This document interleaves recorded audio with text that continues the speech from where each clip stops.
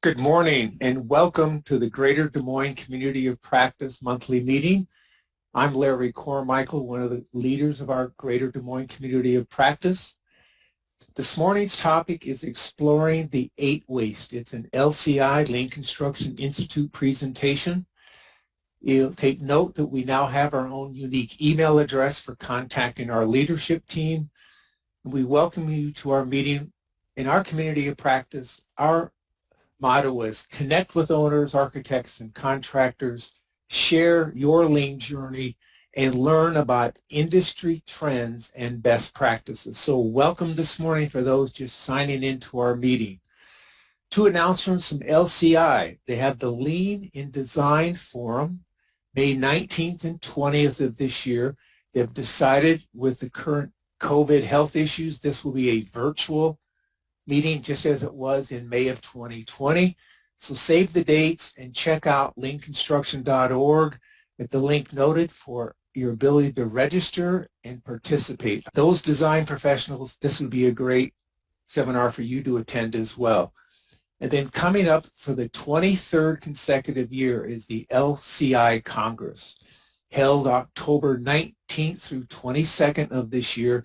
It is currently planned to be held live, as it has been except for 2020, and it is planned to be held in Phoenix, Arizona. They have a different web link there, lcicongress.org/2021. I intend on being there, whether it's virtual or in person. I hope to see many of you there. So the conditions of satisfaction for this presentation, this is copyrighted by the Lean Construction Institute. Slides or materials may not be copied or used in any other way than this presentation. I am allowed to share a PDF of the presentation slides with only the people that attend this morning. And there's the noted email address, and I'll have that one more time in the closing slide and comments if you miss it now. This learning series by LCI has 6 topics. This is topic 2. Last month we presented on topic 1, what is lean? And next month we'll present on topic 3 on the last planner system. So we'll have discussion along the way. This was written for a live audience, but what we will do is we'll use the chat feature so we can interact with each other and share and keep this presentation to fit the 1 hour we've allotted and have you back to your work and responsibilities by 9 this morning. So exploring the 8 waste. The 8 waste applies to design and construction. Some people say it's just about construction because it's Lean Construction Institute. Removing waste from the design is as important as removing waste from the construction process. So we're going to learn the definitions of waste. We're going to talk about the 8 wastes and give examples and then ask for your participation as we discuss each of the 8 wastes. For AIA and AGC CM Lean or any other continuing education credits, you'll need to self-report. We do not have the ability to issue certificates of attendance for a community of practice presentation. So the journey of lean starts with you at unaware, and some of you this morning may be at the unaware point on the 8 waste, or some of you may be aware of 5 of the 8 waste. So the journey from unaware is just absorb some new ideas, go to awareness, say, all right, I understand them, learn more about them, and I'll talk about this whole continuous learning cycle toward the end of the presentation about how to become aware, and then how to become point where you are now understanding these lean concepts and tools and try to use these and implement them in your projects. So the journey is, we go all the way up through understanding the competency, and as you become competent, there's this continuous learning cycle, and you go back, say, do I understand another new concept? And you try it again. I have done this one lean skill at a time. You don't learn them all at once. You don't read 3 or 4 or 5 books and say, I've mastered them all. That's not the point. Take a lean tool, understand it, try it, become competent at it, and circle back and improve it the next time you use it. So it is a journey, and becoming a master isn't a destination. It is you mastering the skills to be a lean practitioner. So this will be our first short breakout session. Would like you to use the chat feature. And I have Jenny with the Whites Company, and she will read out your chat comments. And the first question is, what happens on your projects that cause you frustration? I know when I was a superintendent in my early career, one of my greatest frustrations was implementing answers to then, we didn't call them RFIs, but making sure the field had the correct information so we could proceed forward and build it right the first time. That was, even then, a very difficult chain of communication. So Jenny, do we have any comments yet? We have a couple. So rework, and then rework specific to damaged work. Every project seems to have finished product that becomes damaged before turnover to the owner, and that is a frustration. How about other frustrations that seem wasteful besides rework? Any further comments? Yeah, a couple. So meetings out of habit with no agendas, unreliable schedule, double and triple handling of materials. Yes, I heard a story once where a project, they decided to take a bundle of electrical conduit, spray paint that bundle with a stripe every time they moved it on the job site, and by the time the bundle was down to the last piece of electrical conduit, that piece of conduit had been sprayed, painted 10 times. And they were trying to analyze wasted motion of materials. Any last comments? And we'll move on to the rest of the presentation. We had two more come in: top management support and communication with only part of the team, everyone informed. Or communication with only part of the team, not everyone informed. If everyone doesn't know, how can everyone do the right thing on your project? I want to thank those for your feedback. Let's move on. LCI has this focus on a culture of respect for people. If you don't have the respect for the people, lean doesn't work. So first, there is this respectful culture on a project team, and that respect is built on, I believe, number one is trust of each other. And it's a focus on continuous improvement. It's about providing value to the customers, plural, because everyone on a project is a customer to someone. A subcontractor has a customer of the general contractor, construction manager. The GCCM has a customer of the client of the project. And there are all these client relationships, and you want to provide value in those relationships, and you want to do that by eliminating the waste in all of the workflow.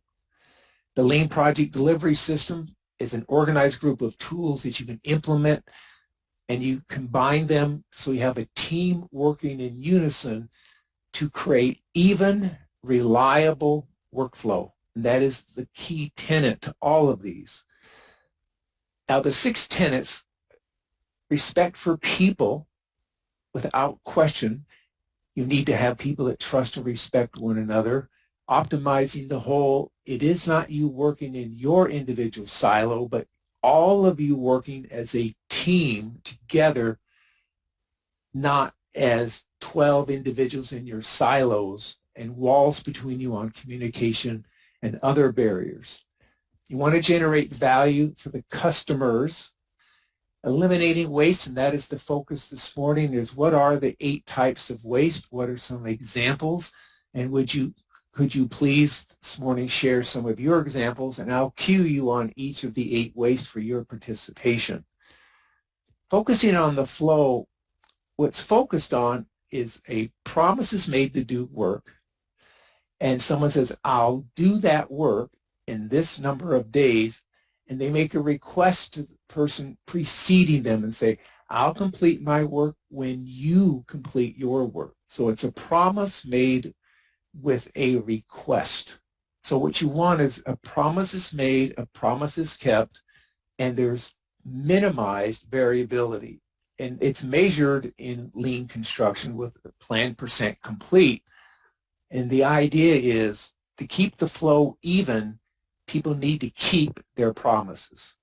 And then after a task is completed, there is a continuous improvement loop where people look at what they just completed and say, how could we improve this and provide more value to my customer? Everyone on a construction team, design and construction, has at least one customer, if not many more. So let's start with today's material. Waste is any activity that requires time or resources but does not create value for the customer. It is about value creation. Any movement, any activity. In design, it could be design work.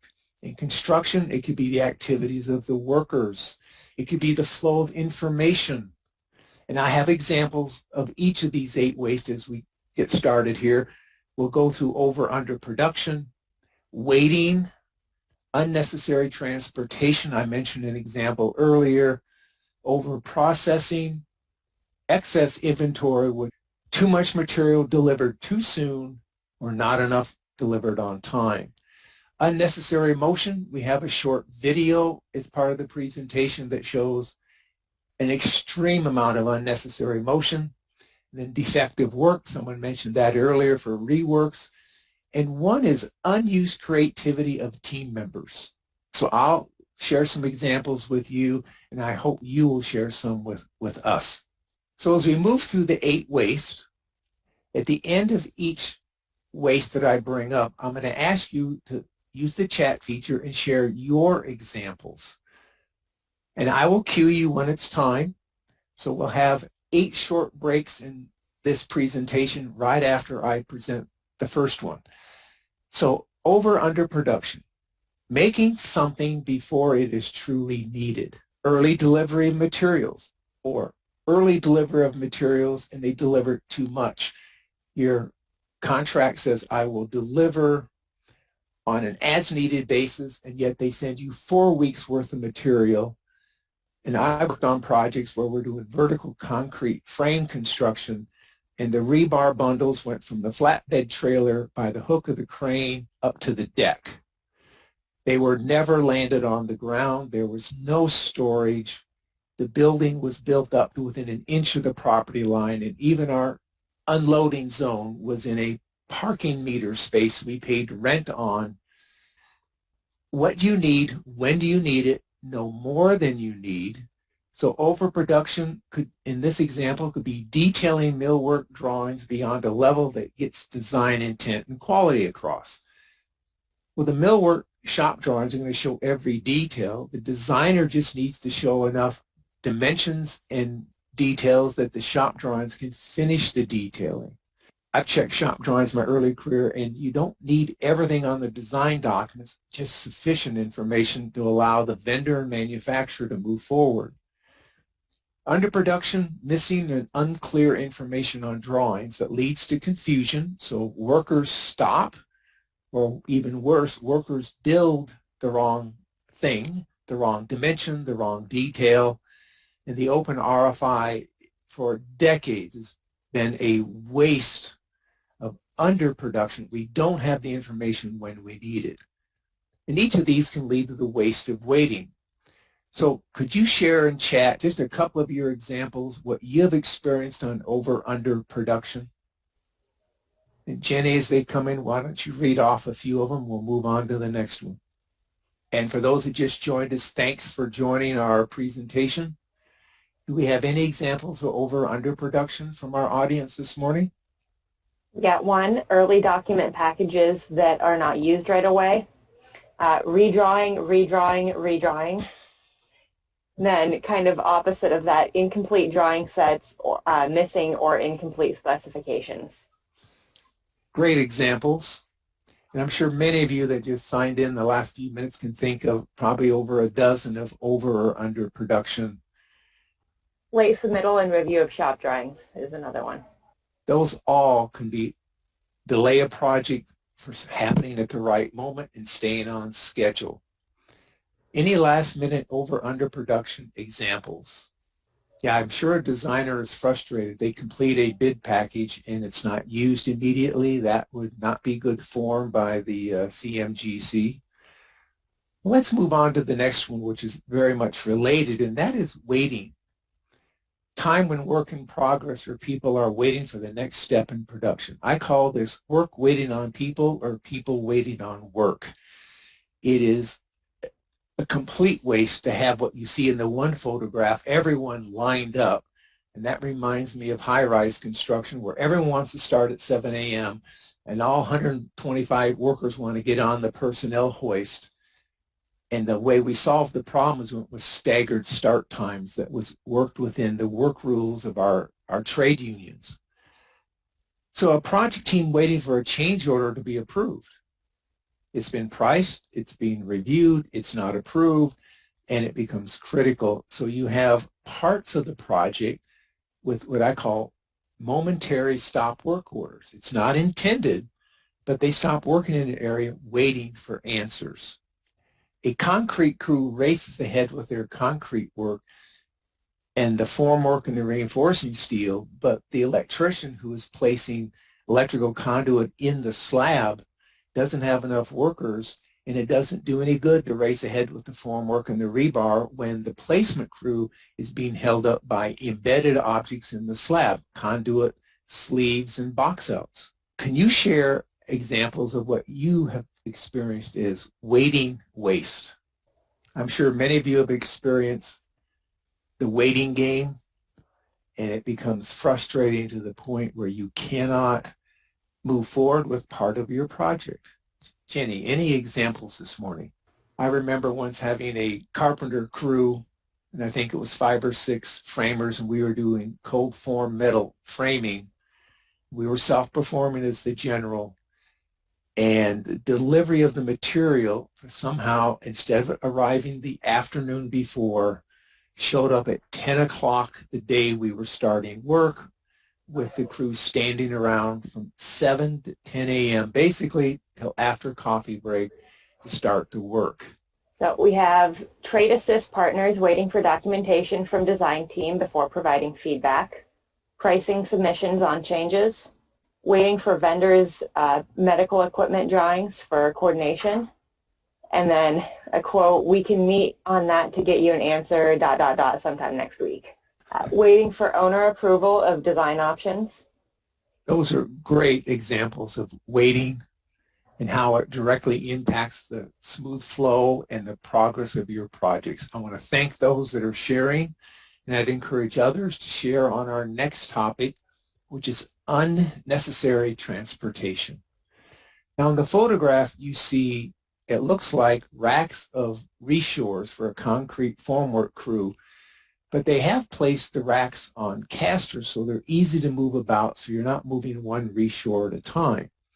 So unnecessary transportation means creating inefficient transport, moving of materials, parts, equipment, or information into or out of storage or between processes. The video I'll show here in a few minutes shows just an example of wasted transportation of carpentry materials by too many workers. So unnecessary transportation is moving materials around the site instead of having them placed right where the work needs to be done. I mentioned the example earlier of the piece of conduit that had been spray painted 10 times because it had been moved 10 times.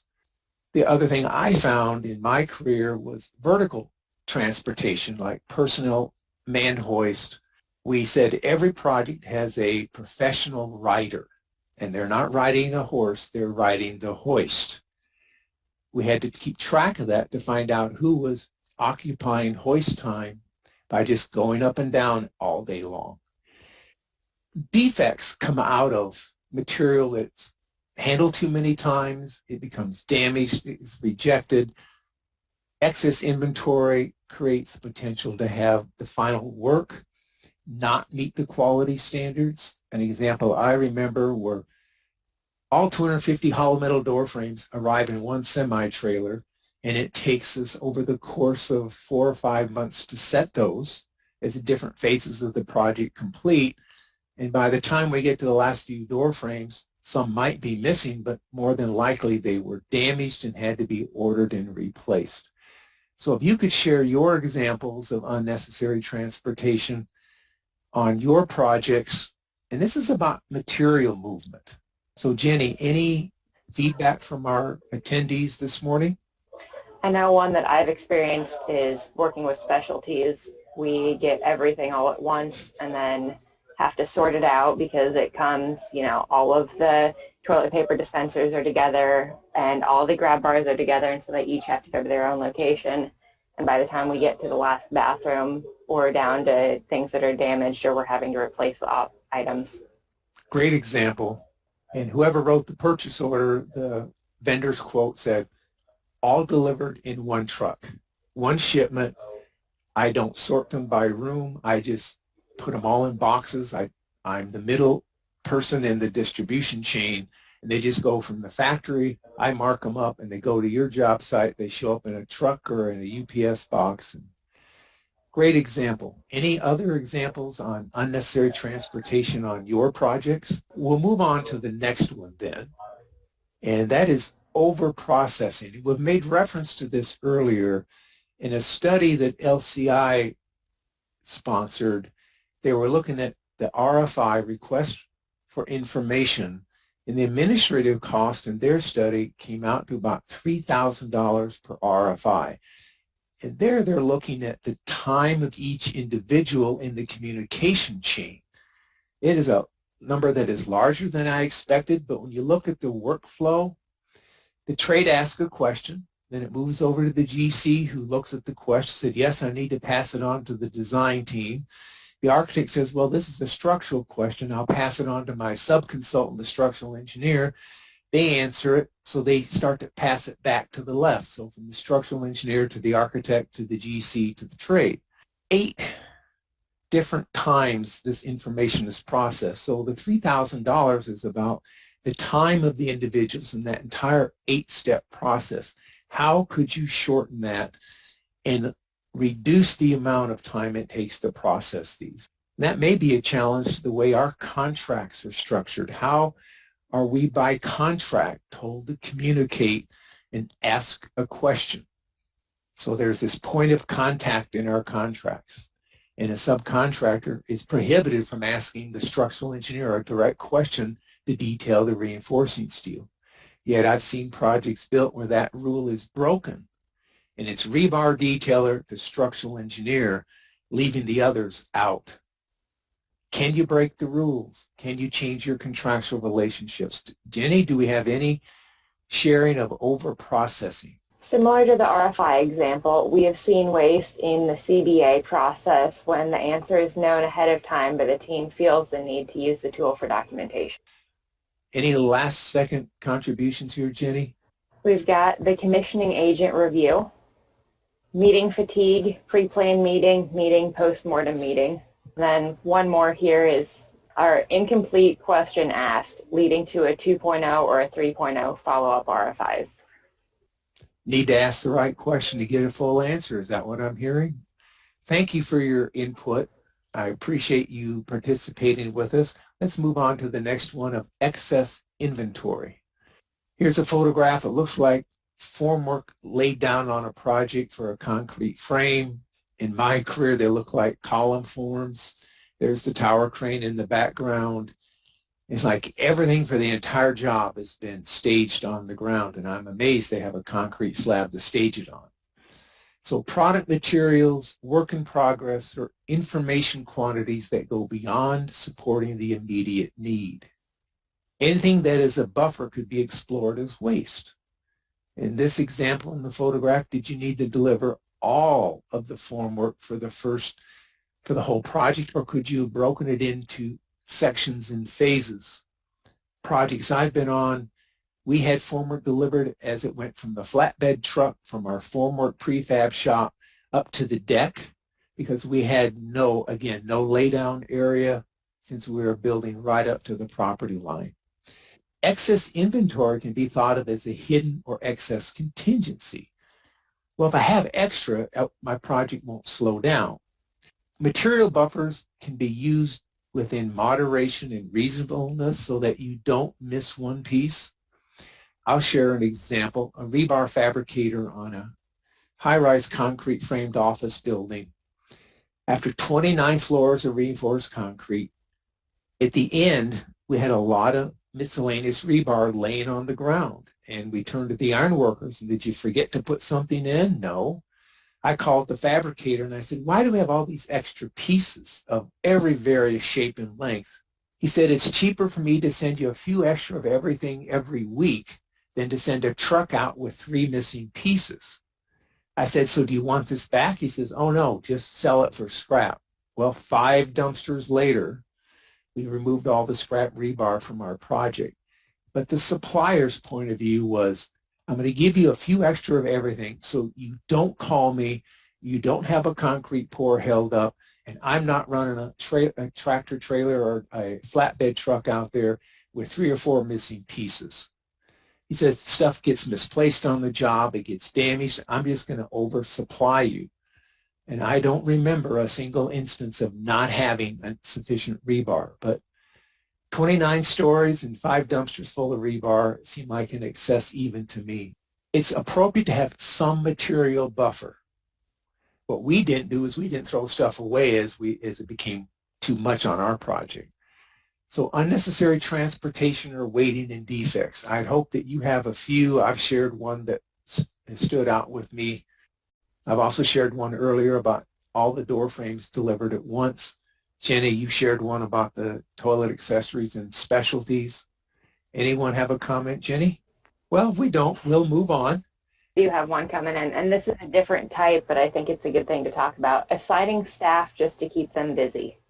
Well, thank you for your input on that. Let's move on to unnecessary motion. It's people moving in excess value that doesn't accomplish anything. Handling material too many times, moving the material too many times, a worker that moves around a lot vertically or horizontally up and down a personnel hoist that doesn't accomplish any work. Climbing up and down a ladder, would it be better if the worker was in a scissors lift? I've had carpenters self-perform high ceilings and they were at, I believe, 14 or 16 feet off the floor. And we use scissors lifts. It was not efficient or safe to do anything but that. And with 20 carpenters on 20 scissors lifts, it was productive, but it still had a lot of motion that we tried to control. We tried to control the flow of the material. We tried to control the flow of the crew. Workers moving around that aren't accomplishing work. You have to reset your scaffold. You have to move your scissors lift. They still need to get there to do the work. The waste of waiting and waste of defects and unused creativity of team members. If you could share a few of yours, I would appreciate that this morning. Jenny, anyone sharing their unnecessary motions? We have a temporary toilet location. I remember once with the project we self-performed ceilings, and the ceiling was a big metal grid system. It hung on threaded rod. We were drilling into the concrete slab above. The carpenter foreman kept all of the drill bits locked in a storage cabinet in the superintendent's trailer. Well, the trailer was about 150 to 200 feet from the building. So a carpenter on a scissors lift, when he or she ran out of drill bits or broke one or was dull, came down on the scissors lift, climbed off, walked down the staircase, 200 feet to the trailer. Oh, the foreman wasn't there. Get on the radio. I think a drill bit was costing half an hour of walk time. And I said to the foreman, give them enough drill bits for the entire day. And he looked at me and he said, well, they'll take them home. I says, they'll quit when they finally have enough drill bits in their home workshop. Give them enough for the entire shift. And he just looked at me and I thought, the $8 drill bit isn't the point. It's the half hour of time that doesn't drill holes. That was an extreme example. And do we have any more? And then moving materials to do work, as in the materials are in the way. I remember as a superintendent doing high-rise office buildings, we were building core and shell, and the core had elevator lobbies, electric, stairs, both restrooms, janitor's closet, freight elevator lobby, etc. There was a time when I wanted the drywall contractor to start shooting track, framing walls. It was after certain preceding activities were finished. And I said, it's simple. It's the same every floor. I want you in your warehouse to count out all the sheets of drywall and and shaft liner and all the specialty studs and track and everything.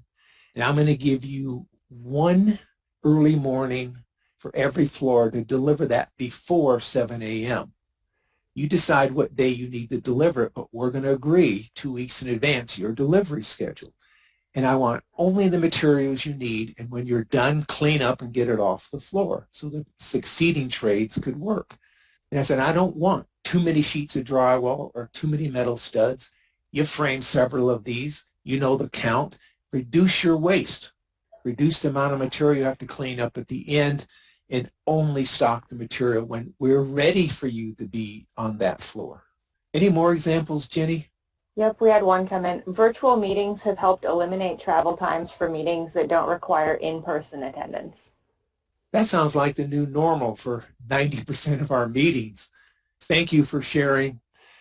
Let's move on to the waste of defects, defective parts. In other words, material arrives that's defective or damaged or fabricated incorrectly. Worker information that causes the work to be scrapped or redone. I was an owner's agent on a project in my career, and I was supervising the construction manager and their subcontractors. And the first piece of ceramic wall tile in the first restroom in the office building had what I would call substandard workmanship. And I looked at it at the owner and I said, you put up one more piece of wall tile that looks this lumpy and crooked, and you can start to tear it all off the walls. It was just defective. And then it was, why is it not appropriate? Was the substrate, was the drywall not smooth or flat enough? Was it taped incorrectly? And from that moment forward, the work was corrected. So it was caught early, but yet it was still defective. And the waste of over-processing, like punch list, I know every project team wants the goal of no punch list. Can you turn a project over with the punch list completed? I'm sure the architect and the design team would appreciate that they only have to write the list once and check the list once. I worked on a project as an owner's representative. We had 7 office buildings in one campus, 2 million square feet. In the above ceiling punch list, which is above the ceiling grid, which had to be perfected before the grid was installed, in 7 buildings, the punch list had over 100,000 MEP punch list items. And until that punch list was perfected area by area and floor by floor, the grid could not start. And of course, the ceiling grid was critical. This was a big open office environment with cubicles. Sometimes the grid went up and they were working through the grid and then delaying dropping the ceiling tile, therefore delaying the floor covering, therefore delaying the owner's office cubicles. The other waste is not taking advantage of the creativity and problem-solving skills of your team members. I found the people that do the work, carpenters, carpenter foremen, trades, trade foremen, superintendents, when you ask them with your ego put away in your back pocket, and I learned this the hard way, they had great ideas how to make the task easier and more productive if you gave them the voice. So I was wondering if you have any examples of defects over processing that you would like to share. Jenny, do we have any comments from our attendees this morning? Manufacturer sending tracks and panels that need additional fabrication. Lack of engaging remote team members on the phone. Well, thank you. That's great. I want to watch our time here. We've got about 20 minutes left. Thanks for sharing your comments about defects. I mentioned this earlier, unused creativity of team members. You see a photograph of someone there, they look frustrated, but unused creativity, you don't listen to a team member. The culture on your job site is only the superintendent's ways. The trade partners, they just cross their arms and they stand there and they mutter to themselves, yeah, he thinks that's the right way. I'm going to do it my way anyway. And I learned as a young superintendent that ask the trades for how best for them to complete their work and then get an agreement with them so that we could proceed forward. And even the flow of work between the trades. We would sit in a meeting looking at next week's work and plan it area by area, day by day, floor by floor. A meeting that has no purpose In other words, the look-ahead meetings or the daily huddles, as they're called in the last planner system, they can last 10 minutes. You can stand up and hold the meeting. It's not a coffee and donut break. It's just, what do we need to talk about? What decisions do we need to make? And let's move on. Can you share any of your examples of unused creativity? I shared with designers, architects, and engineers constructability ideas. And once I earned their trust, they would start to incorporate changes which to them were minute, but for us, the contractors self-performing vertical concrete, made the world of difference in how our formwork systems work. So I learned to have open conversations months before construction about the most minute detail and say, if you would change this, here's how we can build it better. And yet in the end, it is the same structure that you both want, and we have a more efficient process. So examples of over and under production? Having skilled tradespeople unload material trucks. The next is a short video clip, and I believe it has an audio track with it. So it has normal job site noise in the background. And this is a very poorly organized carpentry task, and I'm not picking on the carpenters. This was just a video shot on a project by KHS&S contractors, and they shared it with LCI. So I'll start it and let you watch it.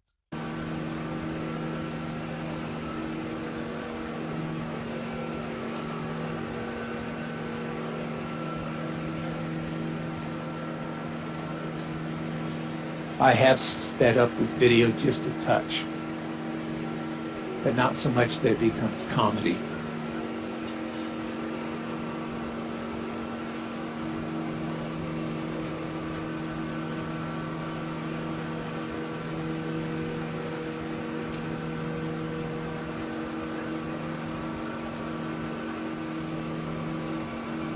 Imagine if the carpenter that was on the scaffold doing the wood trim work had someone feed them pieces from the chop saw or the miter box below, and even the raw material was organized correctly to be fed into the miter box. So here's a contractor self-performing trim work and even struggling where to set the saw up. And the carpenter who needs to be installing the work is still not up on the scaffold installing the trim work. A really good bad example is what we have here. The workflow isn't organized correctly. When we were doing the self-performed ceiling system with 20 carpenters on 20 scissors lifts, we had laborers handing the material to the carpenter on the lift. Then they'd stock the material, they'd raise the lift, install part, they'd come back down, and actually paid the manufacturer to send a rep to the job site that trained the crew to install a ceiling grid that I had never installed on any job ever, and none of the carpenters knew how to install it. We worked at improving the efficiency. So let's use the chat feature again. Examples of waste you see in design and construction processes. It could be waste in the design process. It could be waste in construction. Any of the 8 wastes applied to what you do day to day. And Jenny, if you could read off a few of them. We're doing very well on time this morning. Well, Jenny, do you have some examples from your project?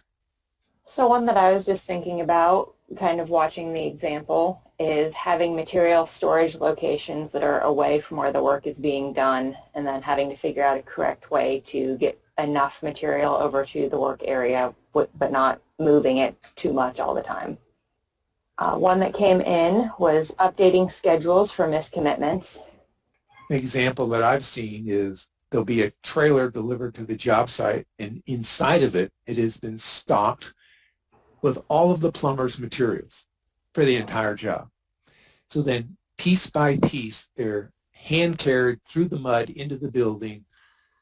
Why don't they organize that for off-site storage, send it in small batches, and go from the truck backed up to the door to the building and just immediately take it inside?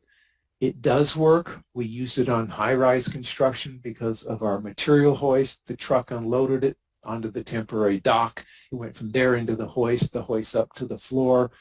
And in that basket on casters was just the material the plumber needed for that floor. It can be implemented on any project. Any more comments here? And I'm going to move on to the next question here. And I'd like you to share what We new do have actions one more, Larry. Oh, good. Please. Design is over budget, requiring VE and revising drawings, leading to repricing. Let's do this as the last one. Not getting the right people to the right meetings. Having a concrete superintendent at the right design meetings to help steer structural designs and details. Not having the BIM tech from the GC at the kickoff meeting to set expectations with the design team, etc. Similar to one of my examples, I found very early feedback as the design was finalized, where we were the negotiated general, immensely improved the constructability of a concrete frame that was normal reinforcing, and the parking levels were PT decks. So what have you learned today? Just one idea that you promise yourself I will use going forward after this morning's meeting. If you could just share those in the chat, that's our last chance for you to share what you've learned. So what have you learned? What's a concept that you'll say is new to me that I haven't been aware of before? When I first heard about the 8 wastes, the one that struck me the most was the waste of the lack of people using each other's creativity and problem solving. I think I always took it for granted that people would contribute, but you really need to ask people for their input. Jenny, any last comments here? So we had 2 come in so far. One is just being aware of the costs of an RFI. And then we'll be looking at waste more critically, trying to see this in the work we're doing as a design team. Also have thinking through the overprocessing element, especially when it comes to pre-construction. And knowing the types of waste will help ID the waste. Well, that is great. It helped me understand waste better the first time I heard this presentation. I hope going forward from today you take something with you so that you can go from being unaware to aware. Last comments, Jenny? No more have come in so far.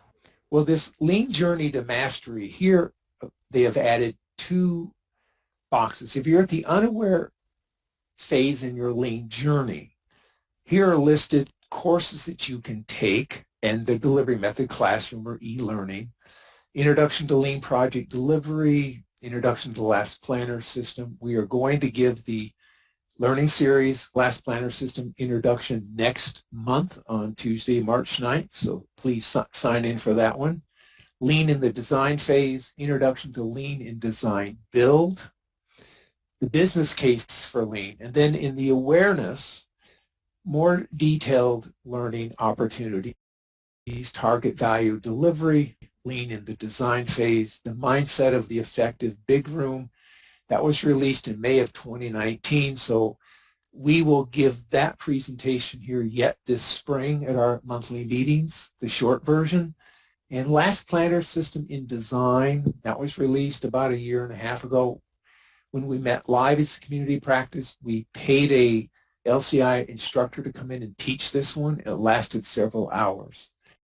And then the rest, understanding competency and mastery, is just you using your new knowledge on your projects actively every day to improve your ability to run an efficient project and remove the waste. For some background reading, I have all 3 of these LCI publications. I've read these. The biggest impact it made with me is understanding the culture, and I admit the vocabulary and understand the whole concept of lean project delivery. We hold our community of practice meetings every second Tuesday every month. Congress, I mentioned earlier, is in October in Phoenix. Hopefully it'll be live. Design Forum this May is virtual due to the COVID health restrictions. There are LCI instructors that are certified, and you can check with LCI at leanconstruction.org for more information on those instructors. These are e-learning opportunities that LCI offers. If you're looking for continuing education units for the AGC CM Lean or for AIA, those paid online courses offer certificates of attendance. I've taken several LCI webinars and obtained a certificate of attendance by email later the same day. And you can use this with discounts with LCI. You can use the discount to educate groups at your place of work and bring your team's lean skills up to speed. So the e-learning courses, they're offering these 5. Please consider contacting LCI to obtain more information. And I found once you're on their email list, they'll remind you of all these online webinars. They are taught live. You can interact with the presenters and ask questions, so I'd advise each of you to do that. A big tool in Lean is continuous improvement. And continuous improvement comes from completing a plus delta. What did you like about today's presentation? What could we do to improve it? Always looking for feedback on this. We're going to do that through an evaluation form, not through chat today. I would really appreciate it. We've developed a link in our last slide here. If you have a smart device, you can just scan the QR code on the screen. It will take you to a form. When I do it on my smartphone, I always have to dismiss some commercial or ad, but it takes me to the form. And if you could fill out that short evaluation form, we'll use that as our plus delta for this morning's presentation. And we want to thank you for attending this morning. We have about 5 minutes left. I would really like all of you to go to your LinkedIn and follow our community of practice. And it's as simple as searching for LCI Greater Des Moines Community of Practice. You see the link there. And follow our community of practice. We post announcements for all of our monthly meetings and any other information several times a month. So if you'll follow us, you'll always be notified. And then once you've taken a meeting with us, you've signed up, you'll be on our email list for the notification asking you to register. So there's our new community of practice leadership email address. It's just lcigdmcop@gmail.com. We would love to have you attend next month on the last planner system, the second Tuesday, which is March 9th. And with that, we'll sign off for this morning. Thank you.